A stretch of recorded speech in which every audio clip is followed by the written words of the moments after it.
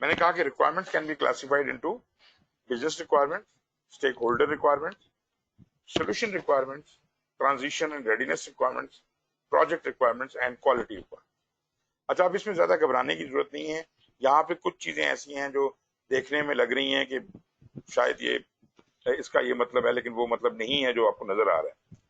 मैं आपको ये बताऊं कि ये जो प्रोजेक्ट रिक्वायरमेंट्स हैं, ये कतन आपके प्रोजेक्ट की रिक्वायरमेंट्स नहीं है।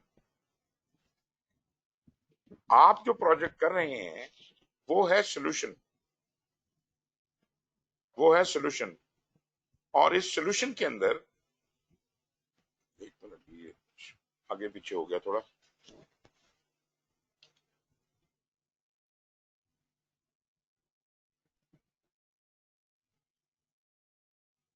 ओके, सोल्यूशन के अंदर जो चीज आप बनाएंगे वो उसकी फंक्शनल रिक्वायरमेंट्स, आपकी वो रिक्वायरमेंट्स हैं जो कि आपने वहां से रिक्वायरमेंट डॉक्यूमेंट के अंदर उठाई है। फंक्शनली उसके अंदर क्या क्या कुछ होना चाहिए। जो फंक्शनल रिक्वायरमेंट्स हैं, ये आपका प्रोडक्ट का स्कोप होता है, प्रोडक्ट का स्कोप। और उन फंक्शनल रिक्वायरमेंट्स को इंश्योर करने के लिए उनकी एक्यूरेसीज और उनकी टॉलरेंसेस वगैरह जो हैं, ये कहलाती हैं नॉन फंक्शनल रिक्वायरमेंट। और ये आपकी दरअसल क्वालिटी रिक्वायरमेंट्स है। विद इन दी प्रोजेक्ट जो काम हो रहा है, विद इन दी रिक्वायरमेंट आपकी फंक्शनल और नॉन फंक्शनल रिक्वायरमेंट्स होती हैं। ये जो बाहर लिखी हुई हैं प्रोजेक्ट रिक्वायरमेंट्स और क्वालिटी रिक्वायरमेंट, ये this is not meant for the project. ये है कि जनरलाइज्ड प्रोजेक्ट मैनेजमेंट की क्या रिक्वायरमेंट्स हैं ऑर्गेनाइजेशन की तरफ से जो इस प्रोजेक्ट पे लागू हुई हैं, या ओवरऑल ऑर्गेनाइजेशन की कौन सी क्वालिटी की रिक्वायरमेंट्स हैं जो कि हमें अपने सोल्यूशन पे लागू करनी पड़ेंगी। सो ये वो वाली रिक्वायरमेंट है। और ट्रांजिशन और रेडीनेस रिक्वायरमेंट्स हैं कि जब हम ये सोल्यूशन बना लेंगे तो इसको ट्रांजिट करने की क्या रिक्वायरमेंट है, इसको पैक करके देना है, इसको किस तरह से देना है, अगले को कोई ट्रेनिंग भी देनी है, कोई क्या कुछ करना है। तो ये ट्रांजिशन और रेडीनेस रिक्वायरमेंट्स कहलाती है।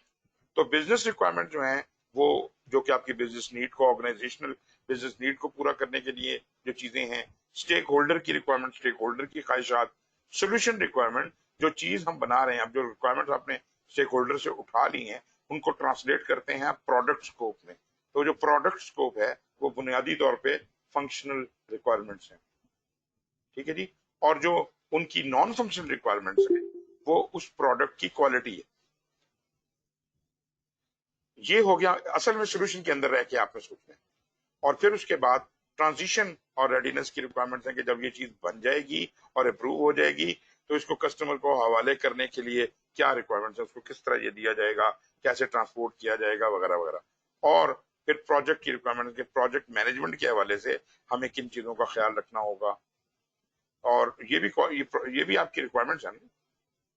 और क्वालिटी की जो ऑर्गेनाइजेशनल क्वालिटी है उसमें कौन कौन सी रिक्वायरमेंट। तो please do not confuse these project requirement and quality requirement कि ये प्रोजेक्ट के अंदर की चीजें नहीं है, ये प्रोजेक्ट के ऊपर असरअंदाज होने वाली ऑर्गेनाइजेशनल गवर्नेंस के आइटम्स। असल में आपका कंसर्न फंक्शनल और नॉन फंक्शनल है। तो बिजनेस रिक्वायरमेंट जो है, जैसे मैंने आपको कहा कि higher level needs of the organisation as a whole, such as the business issues and opportunities and reasons why a project has been undertaken. Stakeholder की जो रिक्वायरमेंट्स है, these describe needs of a stakeholder और stakeholder group. ये भी हम बात कर चुके हैं। ये अच्छा, ये बीच में मिस कर गया एक चीज। हाँ, एक एक पॉइंट मिस कर गया, सोल्यूशन रिक्वायरमेंट पे आ गया। सोल्यूशन रिक्वायरमेंट जैसे मैंने आपको बताया, ये है असल चीज। These describe feature, function and characteristics of the product, service are that will be met, that will meet the business and stakeholder requirement. ये वो चीज है जो आपने बनानी है। Solution requirements are further grouped into functional and non-functional requirement. Functional requirement जो है वो हैं describe the behavior of the product. Product को क्या behavior display करना होगा, कैसा दिखेगा, include actions, processes, data, interactions that the product should execute. और non-functional जो है वो हैं जो supplement करती हैं functional requirements को। यहाँ ये समझना बहुत जरूरी है कि पता नहीं क्या मतलब लेते हैं कि सप्लीमेंट करती है। और ये जो पे आप कहते हैं जी ये टेबल जो है ये 2 फुट होना चाहिए या 3 फुट लंबा होना चाहिए। अब ये 3 foot is a functional requirement, ये इसका फंक्शन है, इसको इतना लंबा होना चाहिए। ठीक है जी, ये आपको बुनियादी तौर पे एक डायमेंशन दी गई है, ये एक फीचर है, ये एक स्पेसिफिकेशन है, ये एक फंक्शन है। लेकिन ये कैसे साबित होगा कि ये वाकई 3 फुट लंबा है? उसके लिए हमें कोई एक्यूरेसी का लेवल डिफाइन करना पड़ेगा। ऐसा ना हो कि एक आदमी अपने इनएक्यूरेट तरीके के साथ या अपने इनएक्यूरेट टूल्स के साथ उसको मेजर करके कह रहा हो कि जी ये तो मेरे हिसाब से 3 फुट है, जबकि वो आपके हिसाब से 3 फुट ना हो। उसकी वजह ये है कि हर बंदे का अपना लेवल ऑफ एक्सेप्टेंस है। वो जो बंदा नाप रहा है वो कहता है जी फर्क ही कोई नहीं पड़ता, 2-4 फुट, 1 आध इंच भी ऊपर नीचे हो जाए तो क्या फर्क पड़ता है, इससे क्या हो जाएगा। ऑन दी अदर हैंड मैं आई एम वेरी स्पेसिफिक कि यार ये तुमने अच्छा टेबल बनाया है, एक इंच ही कम है ये अपने डायमेंशन से, या ज्यादा है या कम है, आई कांट एक्सेप्ट दैट। तो अच्छा वो कहता है आप बताएं आपको कितनी वेरिएशन कबूल है। ये जो वेरिएशन है जो मुझे कबूल है, मैं कहता हूँ अच्छा चलो एक सूत्र प्लस माइनस हो गया तो मेरे लिए मैटर नहीं करता। अब ये मेरा क्राइटेरिया है। अब हो सकता है कि किसी और जगह वो लोग कहें कि नहीं यार ये सूत्र तो बहुत बड़ी चीज होती है, let let it be in क्या कहते हैं मिलीमीटर्स। फिर कहीं और आप जाए वो कहें नहीं नहीं जी ये तो बहुत बड़ी चीज है, माइक्रोन में मेजर करें। तो मतलब ये है कि हर चीज की अपनी अपनी एक्यूरेसी की रिक्वायरमेंट्स हैं, उसके हिसाब से आपको उसके लिए ये नॉन फंक्शनल रिक्वायरमेंट डिफाइन करनी पड़ती हैं, और ये नॉन फंक्शनल रिक्वायरमेंट बुनियादी तौर पे उसका क्वालिटी कंट्रोल का सबब बनती है। फिर इनके मुताबिक नापा जाता है कि ये चीज जो है उस एक्यूरेसी लेवल पे आ रही है कि नहीं आ रही। खैर इस पे ज्यादा बात होगी जाके क्वालिटी के चैप्टर के अंदर। ट्रांजिशन और रेडीनेस की मैंने बात की थी, ये टेम्परेरी कैपेबिलिटीज हैं कि आप कहते हैं जी कि इसको पहिए लगा के वहां पहुंचा दो और फिर वहां जाके पहिए उतार लेना, या वहां इंस्टॉल कर दो सिस्टम, ये वन टाइम एक्टिविटी है, वहां जाके ट्रांसपोर्ट करें और इंस्टॉल करके और उनको ट्रेनिंग देके फिर वापस आ जाएं आप। सो दैट काइंड ऑफ जो कस्टमर की ऑन साइट आपने चीजें डिलीवर करनी होती हैं उसके लिए। फिर प्रोजेक्ट की रिक्वायरमेंट्स हैं, these describe action processes or other conditions the project needs to meet. Examples include milestone dates, contractual obligations, constraints। मतलब ये प्रोजेक्ट मैनेजमेंट की हार्ड कोर रिक्वायरमेंट्स हैं जो कि ऑर्गेनाइजेशन की तरफ से आप पे लागू की गई। क्वालिटी की रिक्वायरमेंट्स अगेन ये ऑर्गेनाइजेशन की तरफ से रिक्वायरमेंट है, ये आपके प्रोजेक्ट की तरफ से नहीं है। These capture any condition or criteria needed to validate the successful completion of project deliverable or fulfillment other project requirements. Examples include tests, certifications, validations, etc. मतलब ऑर्गेनाइजेशन आईएसओ को फॉलो करती है तो आईएसओ वाला तरीका इस्तेमाल करना होगा, तो जौन सा तरीका वहां पे दिया गया। और रिक्वायरमेंट ट्रेसेबिलिटी मैट्रिक बल्कि मैं आपको इसकी एक शक्ल दिखा देता हूँ, आपको उससे पता चल जाएगा। इसमें जनाब बिजनेस नीड भी को भी मतलब हर रिक्वायरमेंट पॉइंट करे कि कौन सी बिजनेस नीड है, कौन सी अपॉर्चुनिटी है, कौन सा गोल, कौन सी ऑब्जेक्टिव, कौन से प्रोजेक्ट ऑब्जेक्टिव, कौन से प्रोडक्ट के डिजाइन, कौन सा डेवलपमेंट, मतलब ये रिक्वायरमेंट किन किन से कहाँ कहाँ रिलेट करती है।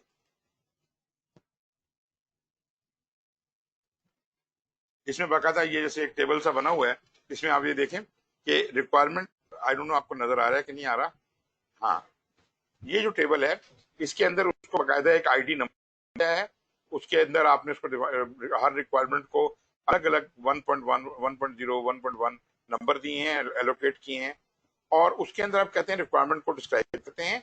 फिर ये बताते हैं अगले कॉलम में कि ये कौन सी बिजनेस नीड, अपॉर्चुनिटी, गोल या ऑब्जेक्टिव से अलाइंड है।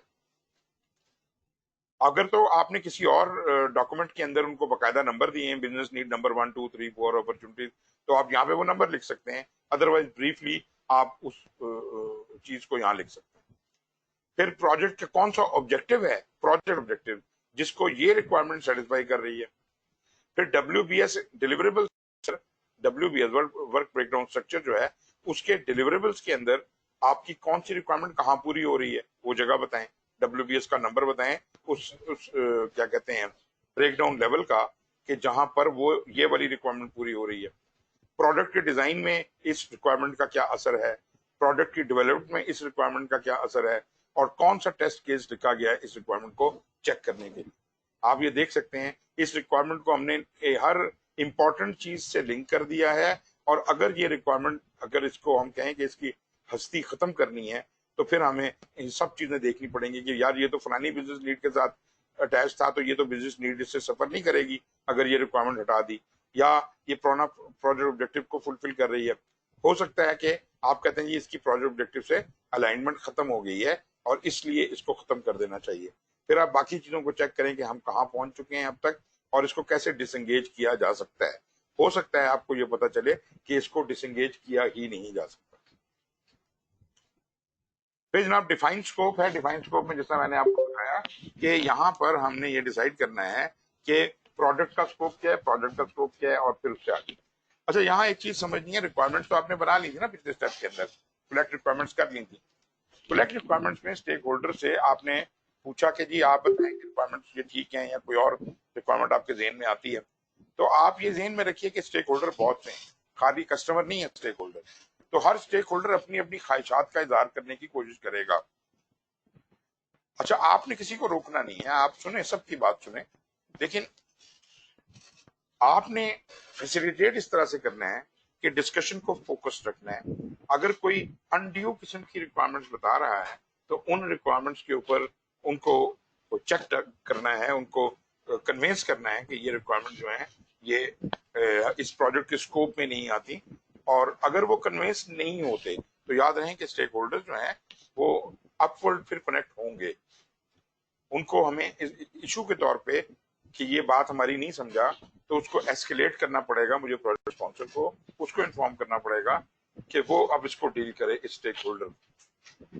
तो की बेनिफिट जो हैं इसके वो ये हैं कि ये describe the product service and result boundaries and acceptance criteria, और उन बाउंड्रीज के अंदर रहते हुए हमने रिक्वायरमेंट्स उठानी है।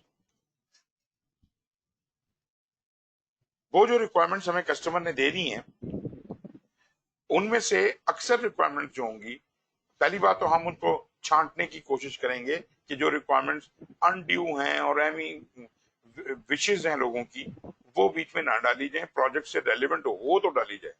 और दूसरी बात यह कि अगर वो ऐसी बात है कि कस्टमर इंसिस्ट करता है कि नहीं जी मुझे तो ये रिक्वायरमेंट चाहिए, या जो भी कुछ स्टेक होल्डर है, तो उसको आप फिर इशू एस्केलेट कर दीजिए और वो स्पॉन्सर से जाके बात कर ले। अगर मेरा स्पॉन्सर मुझे ये कह देता है कि ये रिक्वायरमेंट डालनी है तो फिर डालनी है, लेकिन अगर लाजमी बात है कि अगर वो प्रोजेक्ट में फिट ही नहीं हो सकती चीज, वो हमारे स्कोप में आती नहीं है, तो फिर कैसे डालनी।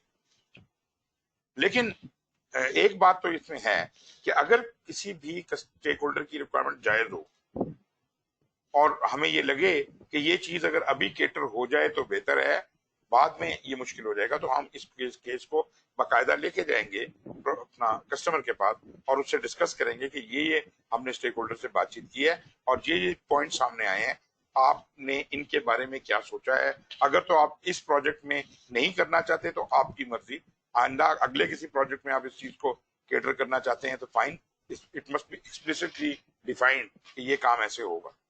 और अगर आप ये कंसिडर कर रहे हैं तो फिर अभी भी कॉन्ट्रैक्ट को रीनिगोशिएट करके चेंज किया जा सकता है।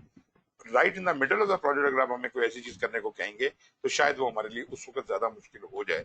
सो this is the right time when we can put the things right, अपनी अंडरस्टैंडिंग एक सही जगह पे ला सकते हैं और हम आगे चल सकते हैं। ये वजह थी जी ये जो रिक्वायरमेंट गैदर करने की थी। अब जनाब वो ये चीजें आ गई हैं हमारे पास। अब हमने इन रिक्वायरमेंट जो कि फाइनलाइज हो गई हैं, ओनली द फाइनलाइज रिक्वायरमेंट जो सिलेक्टेड रिक्वायरमेंट्स हैं, उनकी रोशनी में हम प्रोडक्ट का स्कोप डिटरमिन करेंगे, प्रोजेक्ट का स्कोप डिटरमिन करेंगे। ये दोनों चीजें एक दूसरे से एसोसिएटेड हैं। जब रिक्वायरमेंट फाइनल होंगी तो प्रोडक्ट का स्कोप आएगा, प्रोडक्ट का स्कोप होगा तो उससे मैं अपने वो जो कहते हैं अप्रोच वगैरह सिलेक्ट करना, अल्टरनेटिव देखना और फिर उसको फेजेस में बांटना, उसके जनाब डिलीवरेबल्स क्या होंगे हर फेज के, इस हद तक चीजों को ब्रेक डाउन करना और फिर अगर कोई मेजर कंस्ट्रेंट्स ऐसी चीजें हैं उनको भी आउटलाइन कर लेना। This is called the scope statement. तो यहाँ करने के लिए हमें एजम्पशंस भी चाहिए, हमें रिक्वायरमेंट के डॉक्यूमेंट भी चाहिए, एंटरप्राइज एनवायरमेंटल फैक्टर और प्रोसेस एसेट्स भी चाहिए। और यहाँ हम जो टूल्स इस्तेमाल करते हैं उसमें एक्सपर्ट जजमेंट है, डाटा एनालिसिस, वही अल्टरनेटिव एनालिसिस वाली बात जो मैं आपसे पहले भी कर चुका हूँ। डिसीजन मेकिंग में मल्टी क्राइटेरिया डिसीजन मेकिंग करनी पड़ सकती है। इंटरपर्सनल स्किल्स की जरूरत है, फैसिलिटेट करना है अपने लोगों के साथ, जब इतनी सारी चीजें करनी है तो उनको फैसिलिटेट करना पड़ेगा, मीटिंग्स करनी पड़ेगी। और नतीजतन हम एक कॉम्प्रिहेंसिव स्कोप स्टेटमेंट बनाते हैं, और ये वो स्टेटमेंट है जो स्कोप की सबसे ज्यादा एक्सप्लेन्ड फॉर्म है। इससे ज्यादा डिटेल्ड या डेलिब्रेटेड स्कोप कोई नहीं बना सकता। इसके दौरान हम कुछ प्रोजेक्ट के डॉक्यूमेंट्स भी अपडेट करेंगे, जिसके अंदर अजम्पशन लॉग हमने इनपुट में लिया था, हो सकता है कोई मजीद अजम्पशन लिए हों, उनको भी अपडेट करनी होगी। रिक्वायरमेंट डॉक्यूमेंट में कोई अपडेशन करनी हो, ट्रेसेबिलिटी मैट्रिक्स में कोई अमेंडमेंट करनी हो, स्टेक होल्डर रजिस्टर में कोई नया स्टेक होल्डर आइडेंटिफाई कर लिया हो, तो इस तरीके के साथ हम स्कोप को डिफाइन कर लेते हैं। तो ये बातें जो मैंने आपसे की यही यहाँ पे हैं कि since the requirements identified in the project requirement may not be included in the project, the defined scope process selects the final project requirement from the requirements documentation developed during the collect requirement process. If it then develops a detailed description of the project and product, service or result. Preparation of a detailed project scope statement builds upon the major deliverables, assumptions, constraints, etc. During project planning, the project scope is defined and described with greater specificity as more information about the project is known. Existing risks, assumptions, and constraints are analyzed for completeness and added or updated as necessary. कोशिश तो हमारी पूरी है ना कि हम सारी चीजें यहाँ पे बिफोर हैंड प्लान कर लें, प्रोएक्टिवली प्लान कर लें, लेकिन फिर भी तब्दीलियां होंगी और प्रोग्रेसिव एलेबोरेशन अक्कर करेगी, और हम आइंदा भी स्कोप में तब्दीलियां कर सकते हैं प्रॉपर चैनल के थ्रू, प्रॉपर चेंज रिक्वेस्ट के थ्रू। वो जो मैंने आपको बताया था कि ऐसी चेंजेस जो बगैर किसी प्रॉपर कंट्रोल के आए वो स्कोप क्रीप कहलाती हैं, और वो गलत बात है, वो एक्सेप्टेबल नहीं है। ज्यों ही हमें ऐसी किसी स्कोप क्रीप का पता चले तो ये हमारा फर्ज बनता है कि हम उसका फौरन चेंज रिक्वेस्ट बनाएं और उसको या तो इरेडिकेट करें और या फिर उसको लीगलाइज करें। Defined scope process can be highly iterative. In iterative lifecycle project, a high-level vision will be developed for the overall project, but the detailed scope is determined one iteration at a time. ये वही iteration की जो बात हम पहले भी कर रहे थे वो आ जाती है।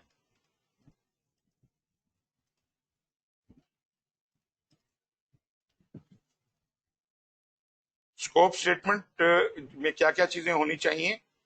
प्रोडक्ट का स्कोप होगा, डिलीवरेबल्स बताएगा स्कोप स्टेटमेंट में।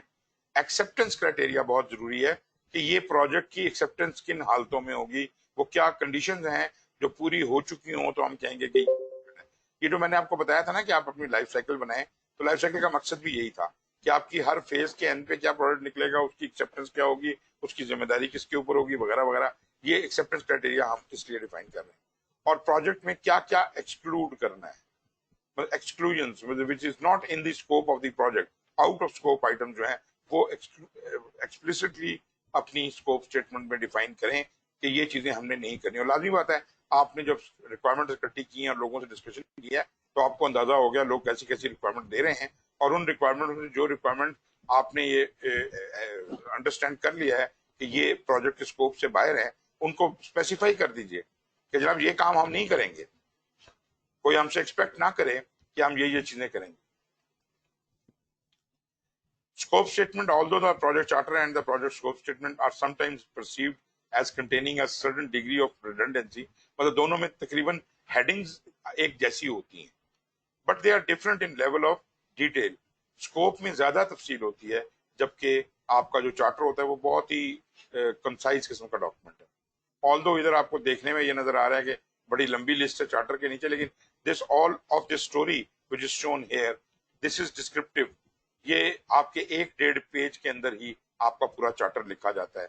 इसमें प्रोजेक्ट का पर्पस क्या है, उसके ऑब्जेक्टिव्स क्या हैं, हाई लेवल मोटी मोटी रिक्वायरमेंट, मोटे मोटे डिस्क्रिप्शन, ब्रॉडली बिल्कुल overall project risk, summary, milestone अगर कोई पता है तो। Most of the items here they are optional, अगर पता हो तो लिख दें, नहीं पता हो तो लिखने की जरूरत नहीं है। तो ये चार्टर इस तरह से है। लेकिन स्कोप में भी ये सब चीजें हो सकती हैं, लेकिन स्कोप में ये 4 आइटम्स का होना बहुत जरूरी है। स्कोप की डिस्क्रिप्शन का, स्कोप प्रोजेक्ट के डिलीवरेबल्स का, एक्सेप्टेंस क्राइटेरिया का और प्रोजेक्ट की एक्सक्लूजन्स का। इसके अलावा आप इसमें लिमिटेशन, वो जो क्या कहते हैं, कंस्ट्रेंट्स, और बहुत सी चीजें इसमें डाल सकते हैं। ये चीजें जो अपडेट हो रही हैं। फिर आप आ जाइए WBS के ऊपर, वर्क ब्रेकडाउन स्ट्रक्चर। ये प्रोसेस है जहां पे आप अपने प्रोजेक्ट के डिलीवरेबल्स को तोड़ते हैं कामों में। आपने कहा ना जी मैंने साइकिल बनानी है, अब साइकिल को बनाने के लिए क्या काम करने पड़ेंगे। एक तो डायरेक्टली है कि आप कामों के ऊपर आ जाएं और आप प्रोसेस वाइज सोचना शुरू कर दें कि जी साइकिल को चलाने वाली चीजें और साइकिल को व्हील घूमने वाला सब। तो आप कामों के हिसाब से इसको देखने लगे, या आप उसे डिलीवरेबल या प्रोडक्ट के हिसाब से देखते हैं कि ये साइकिल के बेसिकली 4 पार्ट होते हैं, पहिए होते हैं, फलानी चीज होती है, फलानी चीज होती है। और फिर आप उसको कहें इन जो पहिए होते हैं वो 2 होते हैं, एक अगला पहिया, एक पिछला पहिया। अगले पहिए के अंदर ये कुछ होता है, इस तरह भी ब्रेक डाउन कर सकते हैं। और ऐसा भी मुमकिन है कि आप कामों के हिसाब से ही ब्रेक डाउन करते चले जाएं। लेकिन एक बात ध्यान में रखिएगा, the lowest level of work breakdown structure must be a work package and it should not be a deliverable।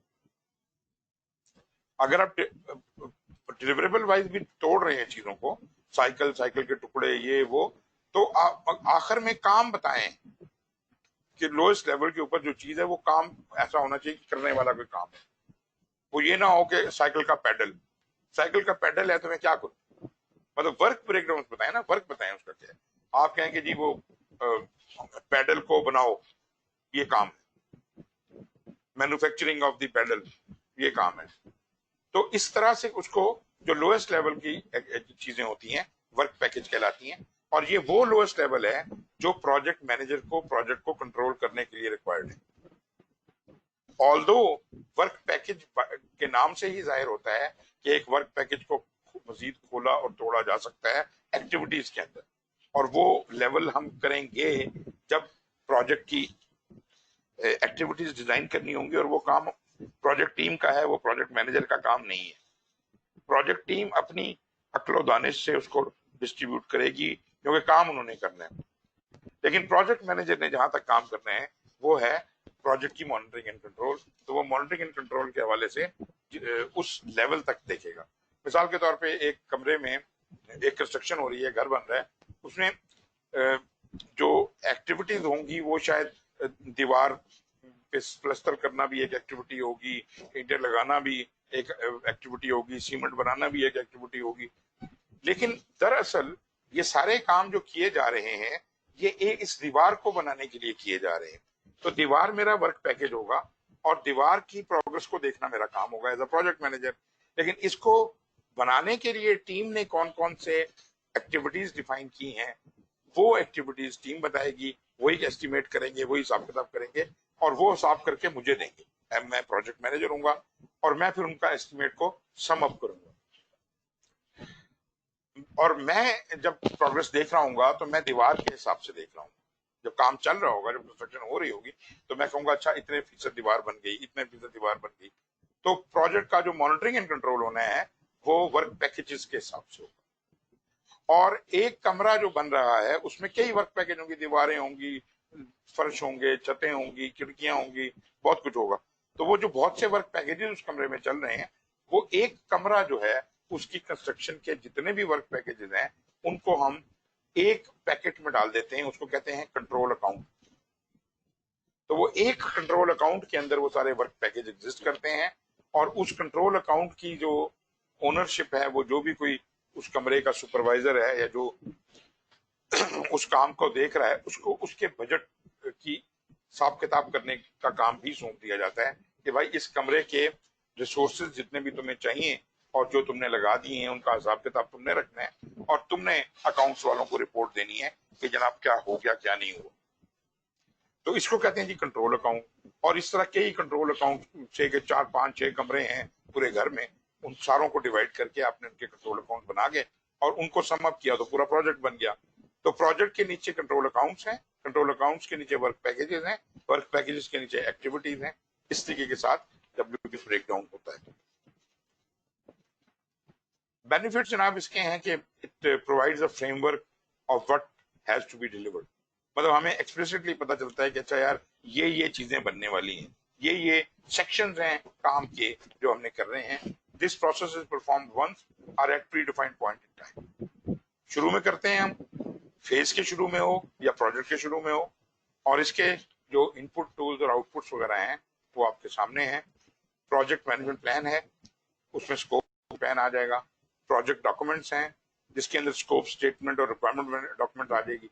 अच्छा, एक चीज ध्यान में लाइएगा कि स्कोप स्टेटमेंट अभी तक प्रोजेक्ट डॉक्यूमेंट है, लेकिन जब वो क्रिएट डब्ल्यूबीएस मुकम्मल हो जाएगा तो ये तो प्लानिंग मुकम्मल हो जाएगी।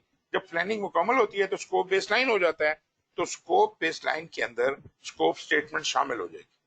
लेकिन for the time being scope statement is treated as a project document, because अभी तक बेसलाइन नहीं बनी। बेसलाइन तब बनेगी जब आपका डब्ल्यूबीएस फाइनल हो जाएगा। तो जनाब, इसके अलावा एंटरप्राइज नॉन फैक्टर और प्रोसेस एसेट्स आ जाएंगे। आप यहाँ पे जो टूल इस्तेमाल करते हैं उसमें एक्सपर्ट जजमेंट है और डीकम्पोजिशन है, और नतीजे में स्कोप की बेसलाइन स्टैब्लिश होगी। और स्कोप की बेसलाइन में ना सिर्फ स्कोप स्टेटमेंट शामिल होगी बल्कि वर्क ब्रेकडाउन स्ट्रक्चर और वर्क ब्रेकडाउन स्ट्रक्चर की डिक्शनरी इसमें शामिल होगी। These are the output from here, जो कि एज सच अलग-अलग मेंशन नहीं किए गए।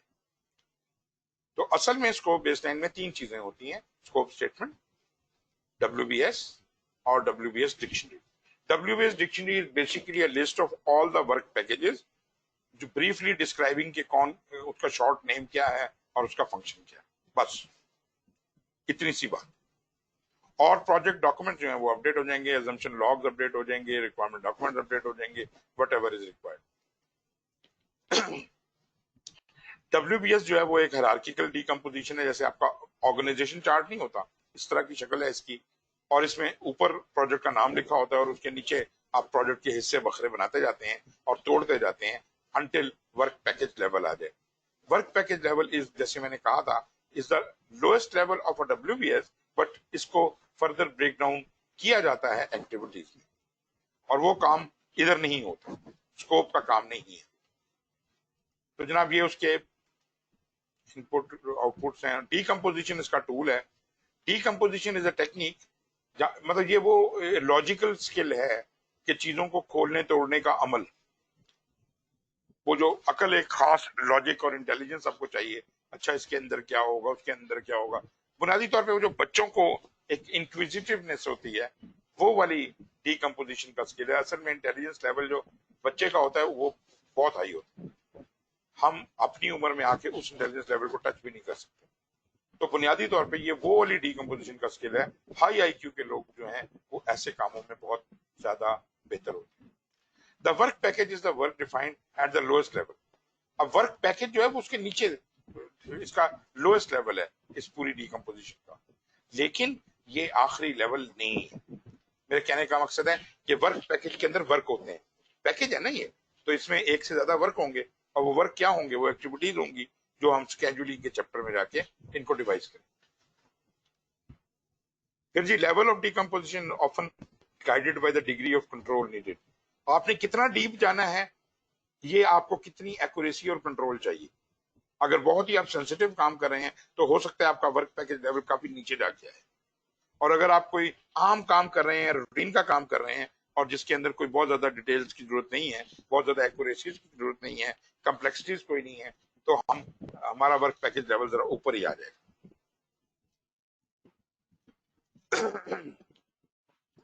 Decomposition of the total project work into project packages generally involves the following activities. पहले तो आइडेंटिफाई एंड एनालाइज करें डिलीवरेबल्स को और उनके रिलेटेड वर्क को, उनके लिए क्या काम करना पड़ेगा। फिर उन्हें स्ट्रक्चर करें, ऑर्गेनाइज करें WBS की सूरत में अलग अलग ब्रांचेस में। फिर उनको मजीद खोलना शुरू करें, डीकम्पोज करना शुरू करें ऊपर के लेवल से निचले लेवल तक, और फिर जो आपका कंफर्टेबली वो लेवल आ जाता है जहां अंडरस्टैंडिंग क्लियर हो जाती है, वहां तक। Developing and assigning identification code, फिर उनको कोई नंबरिंग सिस्टम दें जिससे उनको पहचाना जा सके, उनको नाम लिया जा सके कि भाई ये वाली एक्टिविटी का, ये वाला जो वर्क पैकेज है इसका नंबर ये है। मैं आपको नंबरिंग सिस्टम भी दिखाता हूं, जैसे ये स्क्रीन के अंदर है। यहाँ आपको नजर आ रहा है कि ये एक सैंपल बनाया हुआ है कि जी वैल्यू मैनेजमेंट सिस्टम है प्रोजेक्ट, और इसके अंदर 4 पार्ट्स हैं। नीड असेसमेंट का 1.1 है, असल में प्रोजेक्ट है 1.0, तो नीड असेसमेंट 1.1 है, स्टैंडर्ड डेवलपमेंट 1.2 है, तो इनको उसने उस लेवल पे भी नंबर दे दिए। फिर 1.1 को मजीद खोला उसके भी नंबर दे दिए 1.1.1 और ये वो, और फिर करंट सिस्टम ऑडिट को मजीद खोला, उसके दो पार्ट बन गए। तो आप देखा कि एक हायरार्किकल थीसिस नंबरिंग करके उसने एक नंबरिंग सिस्टम बना दिया। ये क्यों बना दिया? ये अकाउंटिंग पर्पसेस के लिए इस्तेमाल होता है। अकाउंटिंग वालों को तो टेक्नोलॉजी नहीं आती होती, वो तो हो सकता है मिस स्पेल कर दें या मिस उसको नाम से ही ना ले सकें, तो उनके लिए उनको फिर हम ये बता देते हैं कि जी ये एक्टिविटी नंबर 1.1.3.2 कंप्लीट हो गई है, या इसके ऊपर इतने पैसे दे दो, या थिंग्स लाइक दैट। तो इस तरह से ये नंबरिंग सिस्टम जो है ये अकाउंटिंग पर्पसेस के लिए बहुत ज्यादा यूजफुल है। WBS को कई तरीकों से प्रेजेंट किया जा सकता है। ये मतलब आप उसका ब्रेकडाउन भी किसी तरीके से भी कर सकते हैं।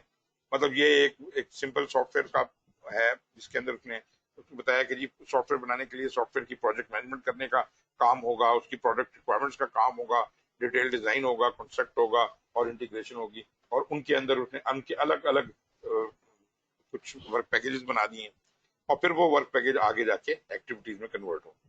ये इसी तरह एक एयरक्राफ्ट का है, इसके अंदर ये एयरक्राफ्ट का जो डिलीवरेबली वाइज चीजों को तोड़ना है, उसका एयर फ्रेम होगा, इंजन होगा, कम्युनिकेशन सिस्टम होगा, navigation system, fire control system, वो एक अलग तरह से ब्रेक डाउन किए हैं। और फिर जो उसके नॉर्मल काम है प्रोजेक्ट मैनेजमेंट के अंदर के काम, एयरक्राफ्ट बनाने की प्रोजेक्ट मैनेजमेंट के काम, ट्रेनिंग के काम, डाटा के काम, सपोर्ट इक्विपमेंट के काम, फैसिलिटीज, तो इस तरह से पैकेजेस उसके अलग अलग बना के और उसने एक कॉम्प्लेक्स सिस्टम को डिवाइस कर दिया। Decomposition of the upper level WBS components require subdividing the work for each of the deliverable or subcomponent into the most fundamental components, where the WBS components represent verifiable product.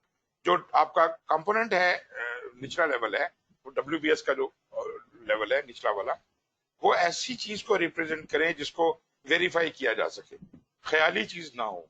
आप कह सकें कि एक दीवार है जो कि इतने फुट लंबी है और यहां से यहां तक है और इतनी ऊंची है, मतलब उसका कोई मेजर तो हो ना, नहीं तो प्रोग्रेस कैसे ली जाएगी। जब वो मेजरेबल हो जाए तो बस ये लेवल काफी है, उसके बाद फिर आप छोड़ दें, बाकी इसी मजीद ब्रेकडाउन होता रहेगा। Verifying the correctness of the decomposition requires determining what that the level lower level WBS components are those that are necessary and sufficient. एक चीज को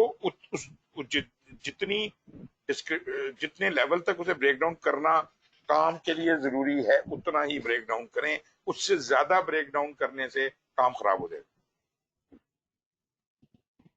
different deliverables can have different levels of decomposition. जरूरी नहीं है कि हर project एक जितना break down हो, ये तो वही बात जो मैंने आपको कहा, कॉम्प्लेक्सिटी के ऊपर, सेंसिटिविटी के ऊपर डिपेंड करता है। एक प्रोजेक्ट में बहुत ज्यादा बारीकी में जाने की जरूरत है, एक में नहीं है जरूरत, तो एक को ज्यादा अंदर तक डीप जाना पड़ेगा और एक को शायद हम बहुत थोड़ा सा 2-3 लेवल बाद छोड़ दें। कुछ चीजों में decomposition may not be possible for a deliverable और सब component that will B accomplished for into the future. इसको कहते हैं जी कि आप एक चीज को डीकंपोज करने की कोशिश करें लेकिन आपको पता ही नहीं है उसको कैसे करना है, उस चीज के बारे में अभी इंफॉर्मेशन अवेलेबल नहीं है, ऐसी चीज को हम अभी डीकंपोज नहीं कर सकते, तो ऐसी चीज को हम छोड़ देते हैं फॉर फ्यूचर कि इसको बाद में डीकंपोज करेंगे जब इसके बारे में मालूमात मौजूद होंगी। इस जिसको हमने छोड़ दिया मजीद आगे तोड़ने से, उसको कहते हैं प्लानिंग पैकेज। प्लानिंग पैकेज, इस प्लानिंग पैकेज के बारे में जब इंफॉर्मेशन आ जाएगी तो हम इसको उस वक्त डीकंपोज करते हैं। Project management team usually waits until the deliverable or sub-component is agreed on, so the details of the WBS can be developed. WBS की एक अलग से किताब भी है PMI की तरफ से, उसके अंदर इसके मुख्तलिफ तरीके और टूल्स दिए हुए हैं और ज्यादा बेहतर तरीके से दिए। आउटपुट इसका स्कोप की बेसलाइन बन जाती है और प्रोजेक्ट डॉक्यूमेंट अपडेट हो जाता है। ये जनाब this we end with the WBS। अब इसके 2 प्रोसेस रह गए हैं, अगर आप मुझे इजाजत दें तो मैं खत्म कर लूं, क्योंकि ये ज्यादा लंबा नहीं है, ताकि हम कल फिर कॉस्ट के ऊपर बात कर सकें, टाइम के ऊपर बात कर सकें। क्या ख्याल है जी?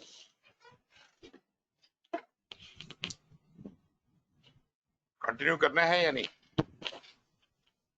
सर कल ही कर लेते हैं, क्योंकि थोड़ा सा हमारा ऑफिस का भी टाइम है, वो टीम्स बैठी हुई हैं, तो हम लोग अपना दिन का 3 घंटे तो ऑब्वियसली लोग इधर लगा रहे थे, तो थोड़ा सा, वरना कल बहुत बड़ा। चलें ठीक है जी। जी, अभी सिर्फ दो प्रोसेस थैंक यू। रह गई हैं, वैलिडेट स्कोप और कंट्रोल स्कोप। इसको हम क्विकली कल इनके बारे में बात कर लेंगे और फिर हम आगे चलेंगे। अब आपने आज क्या पढ़ा? आज आपने स्कोप मैनेजमेंट का नॉलेज एरिया शुरू किया।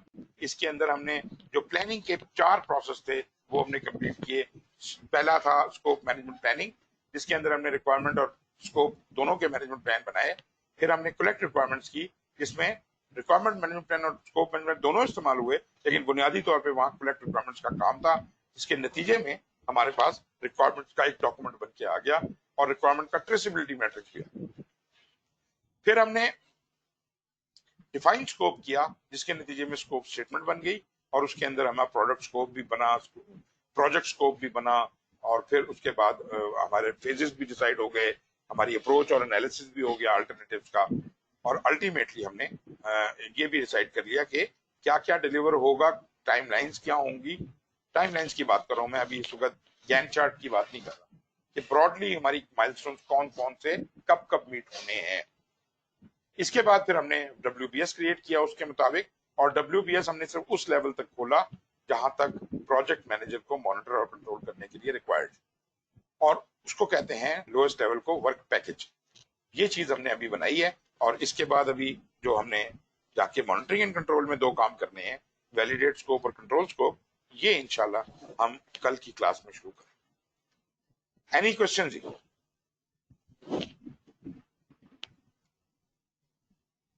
जी जनाब।